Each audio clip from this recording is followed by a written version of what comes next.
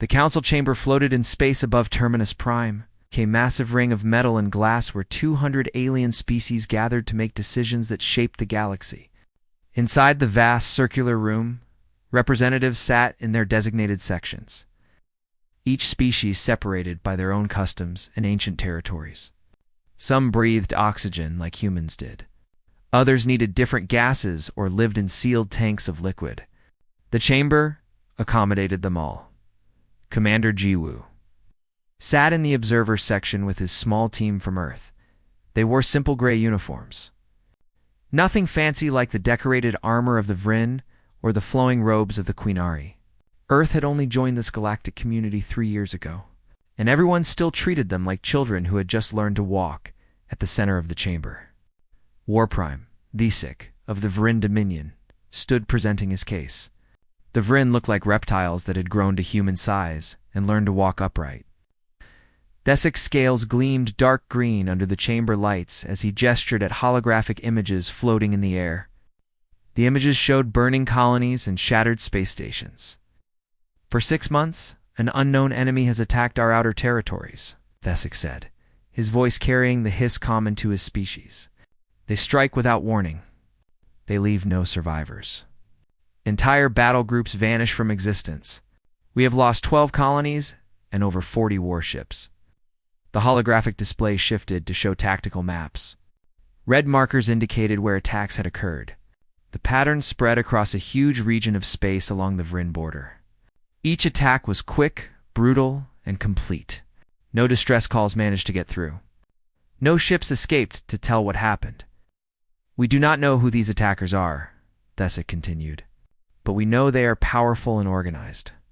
I request the Council authorize a coalition fleet of 10,000 warships to hunt down and destroy this threat before it spreads beyond Vryn space. Murmurs spread through the chamber. 10,000 ships was a massive force, but the Vryn were one of the galaxy's major powers. If they were worried, others should be too. Several species voiced their support. The Peltharians, peaceful traders who controlled major commerce routes, agreed that the threat needed to be addressed. The Queenari scholars, who valued knowledge above all else, noted that an unknown force capable of defeating Vryn battle groups represented a significant gap in galactic understanding that needed to be filled. Jiwoo leaned forward in his seat. Next to him, Captain Hannah tapped notes into her datapad. She had studied the attack reports that Desik was showing. So had Jiwoo. Something about the patterns bothered him, but he could not quite identify what. The council speaker, a tall being named Vrindix, who looked like he was made of crystalline structures, called for additional comments. This was when Jiwoo stood up. The Terran Expeditionary Force would like to offer assistance, Jiwoo said clearly. The chamber fell silent. Then someone laughed. It was a short, barking sound from the Kravathi section. Soon others joined in. Not everyone laughed, but enough did that Jiwoo felt heat rise to his face. He kept his expression neutral. Commander Vrindix said, his voice carrying what might have been amusement, "We appreciate Earth's enthusiasm. However, this situation requires serious military capability. How many ships can your government contribute to the coalition?" 12 ships, Jiwoo answered. The laughter grew louder. Even Nesik's facial scales rippled, and what Jiwoo had learned was the Vryn equivalent of a smile. 12 ships against an enemy that had destroyed 40 Vryn warships. It was absurd. 12, Desik repeated slowly. Commander, the Vryn lose more ships than that in training exercises. Perhaps Earth would be better served observing how real military powers conduct warfare. More laughter. Jiwoo felt Hannah's hand tighten on her datapad next to him, but she said nothing. The other human officers in their section looked angry, but they held their discipline. Speaker Vrindix Jiwoo said calmly, "I understand our offer seems small, but I request permission for our fleet to investigate the most recent attack site before the coalition fleet launches. Give us 72 hours. If we find nothing useful, we will step aside and let others handle the situation." Vrindix seemed to consider this. It was a small request, and it would cost the council nothing. If anything, it would give the humans something to do while the real powers assembled their forces.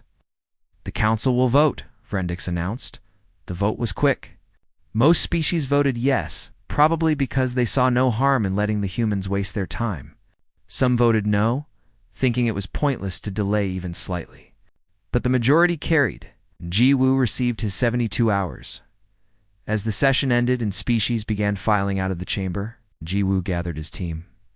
They walked through the corridors of the station in silence until they reached their assigned quarters.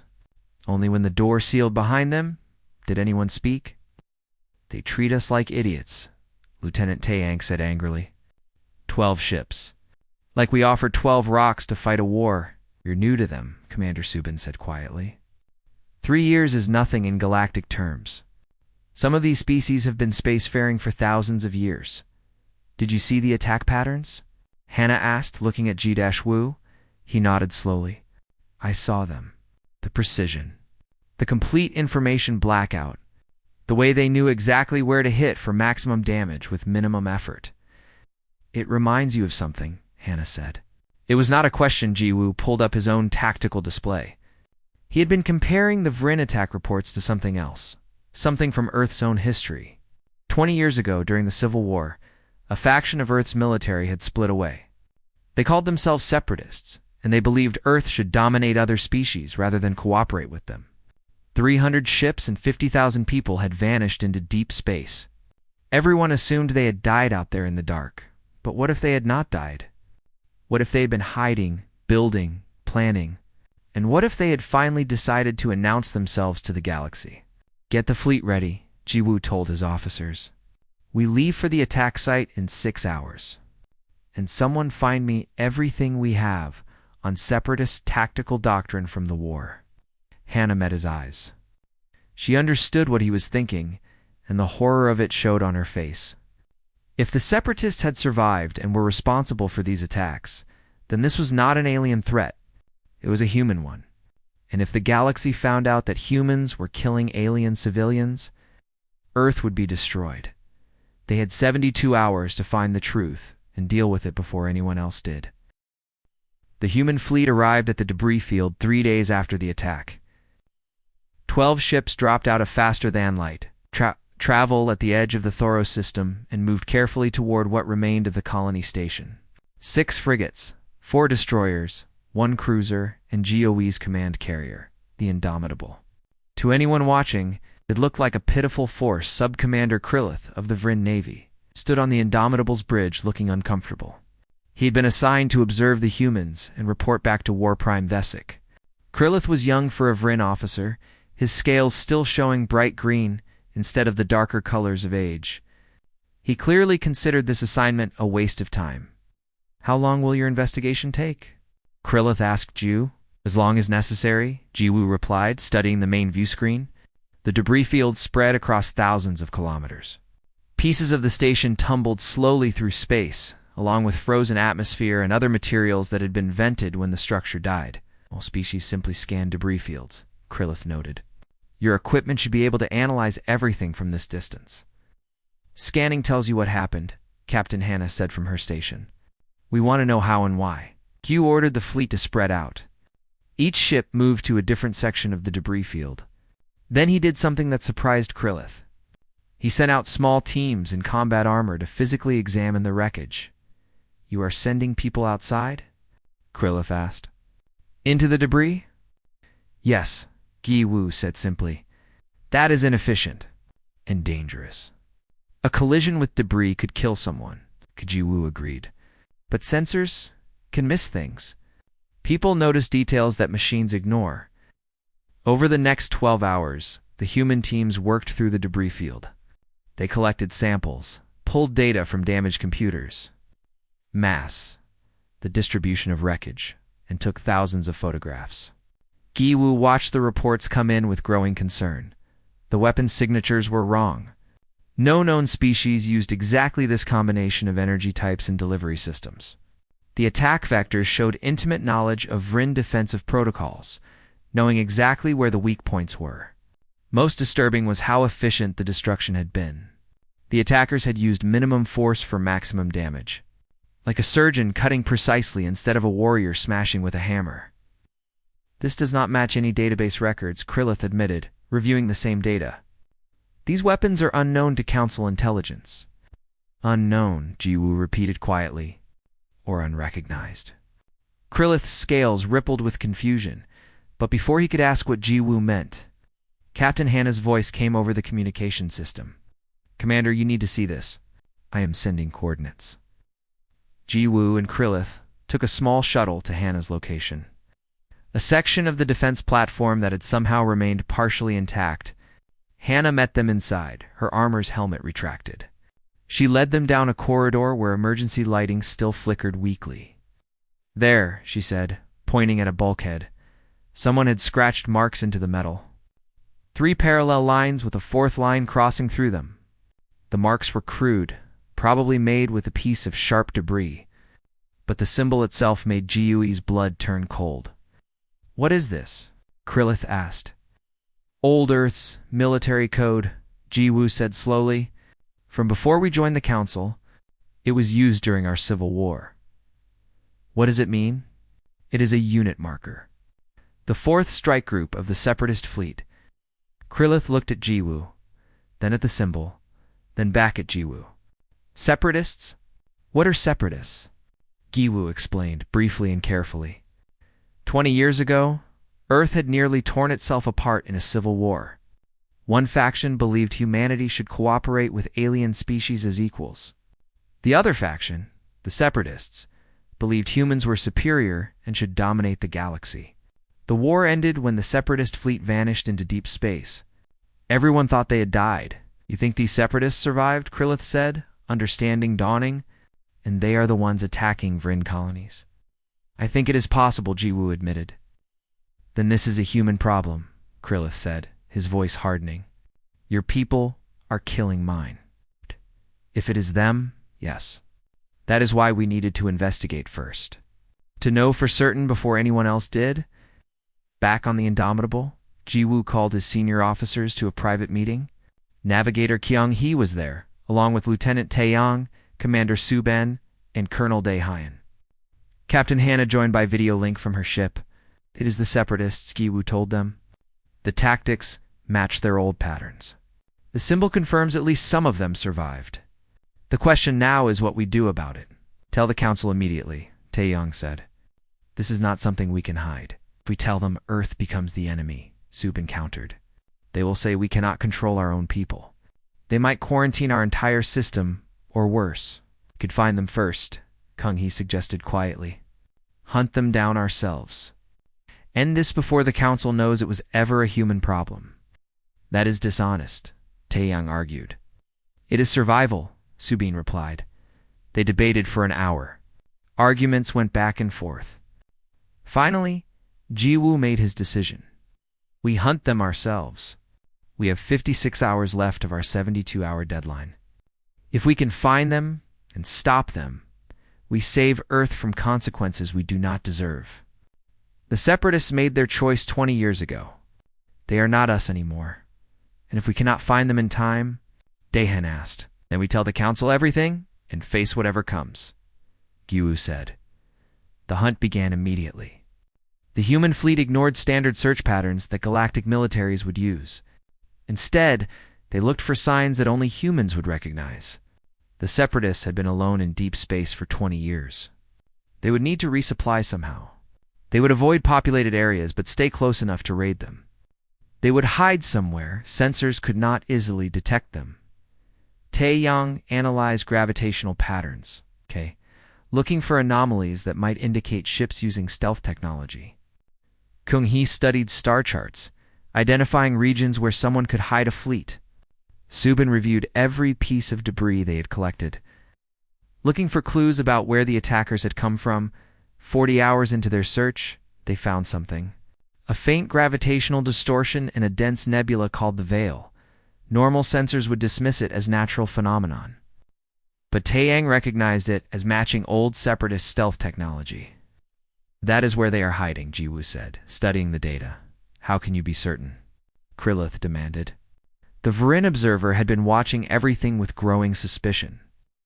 Because I helped design that stealth system 20 years ago, Jiwoo admitted. Before the war, when we were all still one fleet. Krillith's scales darkened with anger. You have been lying to the Council. You knew what you were looking for from the beginning. I suspected, Jiwoo corrected. Now I know. And now, we can end this. The Council must be informed, Krillith insisted. Not yet. Give us our remaining time. Let us confirm it is really them and see if we can stop them. If we succeed, the threat ends. If we fail, you can tell the Council everything. Krillith considered this. He was angry at being misled, but he was also curious. And maybe, beneath his Vryn pride, he was starting to respect how the humans were handling an impossible situation. 16 hours remain of your deadline, Krillith said finally. I will wait that long, but not 1 minute more. Giwu ordered the fleet toward the Veil Nebula. As they prepared to enter, he received a message on an old emergency frequency that only Separatist ships should know. The message was simple. We know you are coming, Jiwoo. Let us talk before we kill each other. The voice was one Jiwoo had not heard in 20 years. Admiral Sang-woo, his old mentor, and the man who had led the Separatists into exile, he was alive, and he was waiting. The Veil Nebula glowed red and orange as the human fleet pushed deeper into its clouds. Radiation made sensors unreliable. Visibility dropped to almost nothing. It was the perfect place to hide a fleet, and Jiwoo knew Sang-woo had chosen it carefully. Contact Taeyong announced from his station. Multiple ships decloaking. 30 vessels, all Earth design. The tactical display lit up with red markers surrounding the human fleet. 30 Separatist ships appeared from nowhere, their weapons already powered and aimed. Jiwoo had brought 12 ships. The odds were not good. All ships to battle stations, Jiwoo ordered calmly.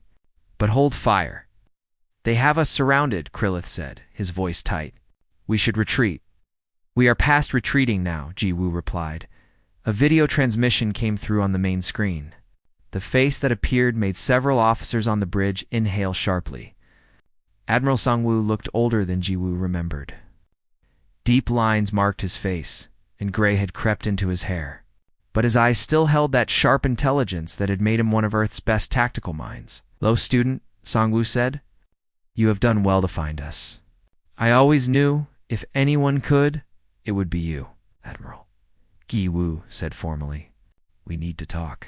Yes, let us talk. Before my ships destroy yours. You deserve that much. Sang-woo explained everything. After the Separatists fled Earth, they had spent years hiding, building, and growing stronger. They raided abandoned colonies for supplies. They salvaged alien technology. They trained constantly, perfecting their skills. And they watched as Earth joined the Galactic Council and was treated like children by species that should fear human potential. They laughed at us, Sang-woo said, his voice bitter. Earth wanted to join their club so badly that we accepted insults and condescension. We became pets instead of equals. So you decided to attack Vryn colonies. Giwoo asked, I decided to show the galaxy what happens when you underestimate humanity. These attacks were just the beginning.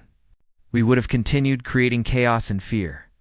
Then, when the time was right, we would have revealed ourselves as the solution. Humans saving the galaxy from a mysterious threat. Earth's reputation would have grown, and with it, our power. By killing innocent civilians, Jiwoo said coldly. Thousands of them. Necessary sacrifices for the greater goal, Sang-woo replied. The galaxy only respects strength. I am making humanity strong. You are making us murderers, Giwoo countered. And I cannot allow it to continue. Sang-woo laughed, a harsh sound. You cannot allow it? You brought 12 ships against 30. What exactly do you think you can do? I can broadcast this conversation on all galactic frequencies, Jiwoo said, which I have been doing since you started talking. Sang-woo's expression froze. On the tactical display, dozens of new contacts appeared at the edge of the system. The Council Coalition fleet arriving early after detecting the battle preparations. They had heard everything. Betrayed your own people, Sang-woo said, his voice shaking with rage. I stopped criminals from hiding behind my people, Jiwoo corrected. There is a difference. Does not matter, Sang-woo snarled. I can still destroy your fleet before they arrive, and then we will scatter into the nebula. they will never find all of us. Probably true, Gi-Wu agreed. But your grand plan is finished. The galaxy knows you are human. Earth will have to answer for what you have done. And I would rather die stopping you than live knowing I let you continue. The transmission cut off. For 3 seconds, nothing happened. Then, Sang-Woo's fleet opened fire. The battle erupted instantly. Separatist ships attacked from all directions, trying to overwhelm the human fleet through sheer numbers. Ji-Woo's ships scattered, using the nebulous clouds for cover. They fought desperately, knowing they just needed to survive until the Council fleet arrived. Target their communications arrays, Ji-Woo ordered. I want them unable to coordinate. The battle was vicious because both sides knew each other's tactics perfectly. When Ji-Woo's ships dodged left, the Separatists anticipated it. When the Separatists tried flanking maneuvers, Gi-Woo's fleet countered before the move completed. It was like watching two mirror images fight, each predicting the other's moves. Captain Hannah's frigate engaged 3 Separatist destroyers at close range. Her ship was smaller and faster, darting between the larger vessels and targeting their weak points. But the destroyers were working together, herding her toward a killing zone. Hannah, break off, Ji-Woo ordered. Cannot, sir? They will just target the Indomitable if I do. 3 Separatist ships lined up their shot. Hannah's frigate tried to evade, but there was nowhere to go. The destroyers fired together. Then another ship interposed itself. Not a human vessel, but Krillith's observation ship. The Vryn liaison had been following the battle from a safe distance. But now he moved his small craft directly into the line of fire. The shots meant for Hannah's frigate hit Krillith's shields instead. What are you doing? Gui demanded. I came to observe human warriors, Krillith replied, his ship already returning fire. I see now there are 2 kinds, those who honor their word and those who betray everything. I choose to stand with the honorable ones. Krillith's intervention gave Hannah time to reposition. Together, the 2 ships destroyed one of the Separatist destroyers and damaged the others, enough to force them back. But the human fleet was taking terrible damage. One frigate exploded, its reactor going critical. A destroyer lost power and drifted helplessly until a boarding party from Subin's ship captured it. The Indomitable shuddered under repeated hits, alarms blaring across every deck. Hull breaches on decks 7 through 12, Daehyun reported from damage control. We are venting atmosphere. Sealing emergency bulkheads. On the main screen, Gi-Woo watched as the first Council ships entered the nebula. Massive Vryn battlecruisers, their weapons arrays glowing with charged power. Quinari science vessels, their advanced sensors cutting through the interference. Ships from a dozen other species, all converging on the battle. Sang-Woo saw them too. His fleet was trapped between Giu's battered ships and the overwhelming Council force. He had to choose: surrender, fight to the death, or run. Separatist ships, Sang-Woo broadcast. Prepare to jump to hyperspace. Emergency scatter protocol. Target their engines, Ji-Woo ordered desperately. Do not let them escape. But the Separatists had planned for this. Half their ships created a screen, engaging GU's fleet and the nearest Council vessels. The other half activated their jump drives and vanished into hyperspace, escaping in different directions. Sang-Woo's flagship was among those preparing to jump. But before it did, the Admiral sent one final transmission. You have not won, Gi-Woo. You saved your precious Council today, but you have destroyed Earth's future. Watch what happens when they turn on you for this. When they demand your ships, your technology, your freedom as payment for our crimes, you will realize too late that I was right. And his ship jumped away. The remaining Separatist vessels, left behind to cover the retreat, found themselves outnumbered 10-1. Some kept fighting until they were destroyed. Others surrendered when they realized escape was impossible. The battle ended with 73 Separatist personnel in custody and 8 destroyed ships drifting in the nebula. But over half the Separatist fleet had escaped, scattered across the galaxy. And Ji-Woo knew Sang-Woo was right about one thing.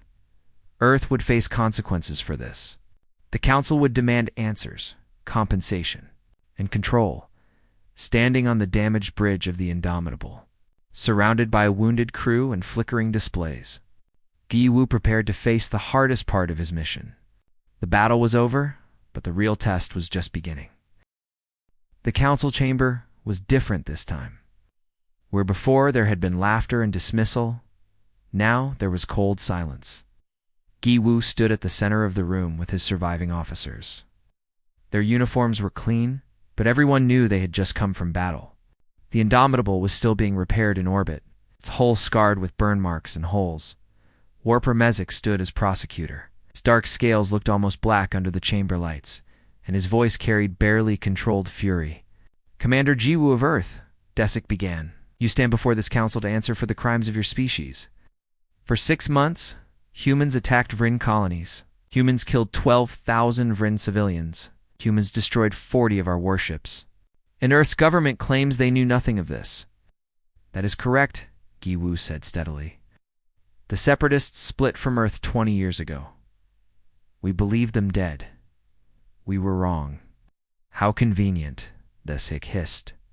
300 warships vanish, and Earth loses track of them completely. "Do you expect us to believe such incompetence?" I expect you to review our Civil War records," Giwu replied. "They are all available to council inspection. You will see that we searched for the Separatists for 5 years after the war ended. We found nothing. Space is vast, and they wanted to disappear." Speaker Vrenix gestured for silence as murmurs spread through the chamber. "The council has reviewed these records. The question is not whether Earth looked for the Separatists in the past. The question is what Earth will do about them now. We will hunt them down," Giwu said. "Every last ship, every last person who participated in these attacks. We take full responsibility." "Responsibility," Desik repeated mockingly. Easy word to say. "Let me tell you what I think responsibility means. Earth will pay reparations for every Vryn life lost. 50 million credits per civilian, 200 million per warship. Earth's military will be reduced to 1/4 its current size. All Earth vessels will carry council observers. And most importantly, you and your officers will be transferred to Vryn supervision to lead the hunt for your criminal brothers." The chamber erupted in discussion. Some species thought the terms too harsh. Others thought them too lenient. Earth was a new member of the council, barely 3 years as part of the galactic community. And now their people had committed mass murder. Captain Hannah leaned close to Giwu. "Those terms will cripple Earth for decades," she whispered. "We cannot accept that. If we do not accept, they will expel us from the council," Giwu whispered back. "Or worse, declare us a hostile species." The Quinari representative, a scholar named Ring, stood to speak. "I propose modification to Warprime VSX terms. Earth has shown they are willing to police their own. Commander Giwu hunted the Separatists despite the personal cost. Perhaps rather than punishment, we should focus on prevention." "Prevention?" Desik challenged. "How do you prevent humans from being violent?" "The same way we prevent any species from internal conflicts spilling into council space," Rang replied calmly. "Oversight, cooperation, and trust. I propose a joint task force, with Earth vessels at its core, but supplemented by council observers and ships, not as punishment, but as partnership." The debate continued for hours. Species aligned into factions. The Vryn wanted harsh penalties. The Peltharians, who valued peace and trade, wanted Earth to remain integrated into the council. The smaller species worried about setting precedents that could be used against them later. Finally, Vrendix called for formal proposals. Vesik presented his harsh terms. Rang presented a gentler approach. And then Giwu asked permission to speak. "Honorable Council," Giwu said, his voice carrying clearly. "I will not defend what the Separatists did. I will not make excuses. What I will offer is full accountability. Earth will pay reparations to every Vryn family that lost someone. We will submit our military to council oversight for the next 10 years. We'll reduce our fleet size. We'll accept observers on every ship. And I and my officers will transfer to whatever supervision the council demands to lead the hunt for the remaining Separatists." "That is merely agreeing to Warprime Thesik's terms," Vrendix noted. "Not quite," Giwu said. I offer one addition. A joint task force, as Scholar Rang suggested, but with one purpose: to hunt threats that hide in the dark places between stars. The Separatists hid for 20 years. If humans could do that, what else might be hiding out there? What other rogue factions, pirate fleets, or unknown dangers exist that the Council knows nothing about? Murmurs of interest spread through the chamber. Giwu continued. Use our knowledge of how to hide, how to survive in deep space, how to think like outsiders. Use it to make the entire galaxy safer, not as punishment for Earth, but as a service we can provide. It was a gamble. Jiwoo was trying to turn Earth's shame into an asset. The Council debated this new proposal for another hour. Finally, they voted. The terms were harsh, but not crushing. Earth would pay reparations, but spread over 20 years instead of all at once. Earth's military would be reduced by half, not 3/4. All Earth vessels would carry Council observers for 5 years, and Jiwoo's fleet would become the core of a new joint task force dedicated to hunting the Separatists and other hidden threats. But the part that hurt most was personal, and his senior officers would be transferred to Vrin's supervision. War Prime Vsec would have direct authority over their operations. It was meant to ensure Earth could not hide anything, but everyone understood it as punishment and humiliation. When the vote concluded, Gu accepted the terms without hesitation. His officers followed his lead, though Navigator Kung Hee had tears in her eyes. They would continue serving, but under foreign command, their every move watched and judged. As the council session ended, Krillith approached Jiwoo in the corridor outside. The young Vrin officer had been decorated for his actions during the battle, but he looked troubled. I voted for lighter terms, Krillith said quietly, but I was outvoted by my own people. You stood with us when it mattered, Jiwoo replied. That is enough. War Prime Desic will be difficult to work with. He hates humans now, perhaps all humans. Then we will have to prove him wrong, Jiwoo said. One mission at a time. That night, alone in his temporary quarters, Jiwoo reviewed casualty reports from the battle. 147 dead from his fleet. 3 ships destroyed completely. Hundreds more wounded. And for what? It captured some Separatists, but let most escape. Earth's reputation was damaged, perhaps beyond repair. A message arrived on his personal terminal. It was encrypted with an old Separatist code, which meant it could only be from Sangwoo. Guwu almost deleted it without reading, but curiosity won out. The message was short. You chose your path, student. Now watch where it leads. In 3 weeks I will strike again. The Council will learn that supervision and oversight mean nothing when facing true human determination. The coordinates are included. Try to stop me if you can. Gu stared at the coordinates. They pointed to the Korvax system, a major trade hub with over 5 billion inhabitants from 80 different species. If Sangwoo attacked there, casualties would be unimaginable. He forwarded the message to War Prime Desic immediately, along with his analysis and recommendations for defense. But he knew what would happen. Desic would dismiss it as human paranoia or overreaction. The Vrin commander would not believe that the Separatists would dare attack such a heavily defended target, and that meant Giwu had 3 weeks to prepare for a battle that no one else believed was coming. 3 weeks passed slowly. The joint task force assembled at Korvax system under War Marshal Drethic's command. Drethic was older than Nisik. His scales faded to gray-brown with age. And he treated Jiwoo with barely concealed contempt. The human commander was a necessary tool in his eyes. Nothing more. The task force consisted of 30 vessels. Gilhus, 12 human ships, 10 Vrin battlecruisers, and 8 ships from various other council species. It should have been a formidable force, but Drethic insisted on rigid formation flying and standard council tactics.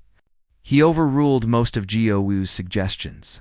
We will defend Korvax using proven methods, Drethic announced at the daily briefing.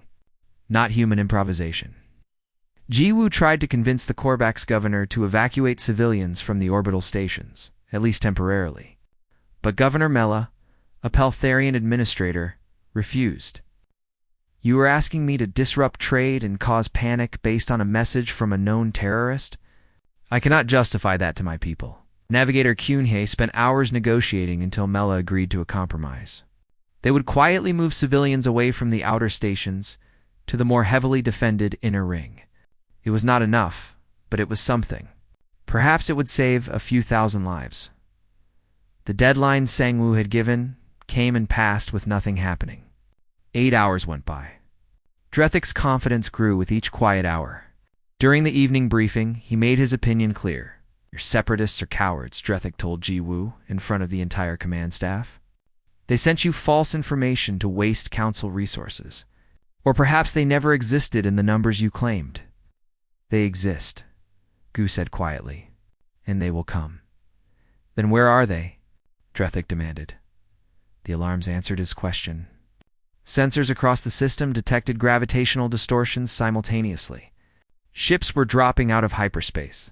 Dozens of them, all around Korvax in a perfect sphere formation. Not 30 ships. Not 50. 347 contacts appeared on the tactical displays. The bridge of Drethik's flagship went silent. Even the Vrin war marshal stared at the numbers in disbelief. "That is impossible," Drethik whispered. 300 ships cannot coordinate a simultaneous emergence from hyperspace. The precision required, they have had 20 years to practice, Gi-woo interrupted. And they are very, very good. A transmission came through on all frequencies. Sang-woo's face appeared on every screen in the system. He looked calm, almost pleasant. "Like people of Korvax," Sang-woo said. "You are now witnesses to human capability. Not human cooperation or human submission, but human power. I am giving you 12 hours to evacuate this system. After that, I will reduce every station, every ship, every structure to debris. Not because I hate you personally, but because you need to understand what it means to provoke humanity." "He is bluffing," Drethik said, but his voice wavered. "He cannot hold this formation while we bring in reinforcements." "He does not need to hold it long," Gi-woo said. "Just long enough to slaughter billions and escape. We have to fight now with what we have." Ow. 30 ships against 300? Drethik shook his head. "We must retreat and return with greater force." "If we retreat, they start killing civilians immediately," Ji-woo countered. "We have to buy time for the evacuation. 12 hours. If we can hold them for 12 hours, most people can escape." "That is suicide," Drethik stated. Maybe Ji-woo agreed. "But it is the only choice worth making." Drethik stared at the tactical display. The Separatist fleet was beginning to move, forming into attack groups. He was a warrior, trained for decades in Vrin military doctrine. But nothing in that doctrine prepared him for this situation. Finally, reluctantly, he nodded. "How do we hold them for 12 hours with 30 ships?" "We do not try to win," Ji-woo said. "We frustrate them. We make every move unpredictable. We fight like humans, not like council militaries." What followed was the most chaotic battle the Korvax system had ever seen. Gi-woo did not keep his fleet together. He scattered them across the system, each ship or small group operating independently. When the Separatists concentrated to attack one target, the task force ships scattered. When the Separatists spread out to cover more territory, the task force concentrated to attack and destroy isolated vessels. "Captain," Hannah led a frigate wing through the system's asteroid belt, using the rocks for cover and ambush points. When Separatist ships followed, they found themselves targets for mines that Taeyong's team had hastily placed. Commander Su-ben took her destroyer deep into Korvax's upper atmosphere, where the dense gases confused sensors. Separatist ships that pursued found themselves taking atmospheric damage, while Su-ben's vessel, designed for planetary operations, moved easily. The battle became a running chase across the entire system. The Separatists had overwhelming numbers. They could not pin down their opponents long enough to use those numbers effectively. Every time they set up a killing strike, the target vanished or counterattacked from an unexpected angle. Krillith, still assigned as an observer, but now commanding one of the Vrin battle cruisers, adapted to the human style faster than his fellow. Vrin's massive ship began making unpredictable turns and random accelerations, confusing Separatist targeting solutions. Other council ships slowly learned to do the same, but the human tactics came at a cost. Ships took damage from running through dangerous zones or making risky maneuvers. Lieutenant Taeyong's destroyer lost its primary weapons to a concentrated barrage. Kung Hee's navigation station exploded when the Indomitable took a hit. Ashia had to direct the fleet while being treated for burns. 8 hours into the battle, Sangwoo's patience ran out. He had expected to sweep aside the council force quickly and get to the real business of destroying stations. Instead, his fleet was being bled slowly by opponents who refused to fight fair. Enough. Sangwoo broadcast to Jiwoo on a private channel. You are only delaying the inevitable. Stand down, and I will let your fleet leave. Keep fighting, and I will destroy you all before killing the civilians anyway. You taught me never to surrender when defending something important, Jiwoo replied. Did you forget your own lessons, Admiral? I taught you to win. This is not winning. Neither is what you are doing. You wanted to demonstrate human power? All you are demonstrating is human cruelty. Sangwoo's response was to commit his entire fleet to overwhelming the task force. 300 ships attacked together, abandoning all caution. It was brutal and effective. The council vessels began taking critical damage. Colonel Daehyun died coordinating damage control when an explosion tore through his section of the Indomitable. The ship itself was crippled, half its systems offline, drifting. G.H. Woo transferred command to Captain Hannah's vessel since the Indomitable could no longer fight effectively, but they had bought the time needed. The evacuation counter on GOU's display reached completion. 4.7 billion civilians had escaped 2 hyperspace-capable ships, or distant stations.